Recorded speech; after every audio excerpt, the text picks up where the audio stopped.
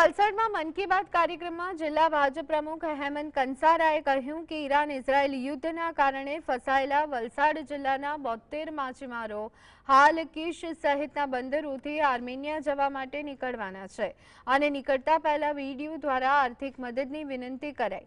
લગભગ 1500 કિલોમીટર લાંબા આ સફરના ભારે ખર્ચના કારણે તેઓ સહાયની આશા રાખી રહ્યા છે। છેલ્લા 30 દિવસથી બોટમાં રહેતા માછીમારોએ યુદ્ધ વધુ વકરે તે પહેલા એજન્ટ મારફતે વિઝા મેળવી જમીન માર્ગે એરપોર્ટ સુધી પહોંચવાનો નિર્ણય કર્યો। જિલ્લા ભાજપ પ્રમુખે તાત્કાલિક 72 લોકોની યાદી મંગાવી અને મદદની ખાતરી આપી હતી। ઈરાનમાં ફસાયેલા દરેક ગુજરાતીઓ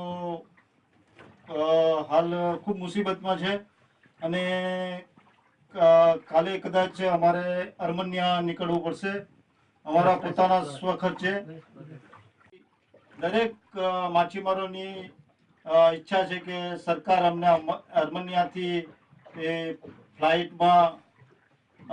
ફ્લાઇટમાં બોમ્બે સુધી અમારા વતન પહોંચાડે એવી આશા રાખીએ છીએ।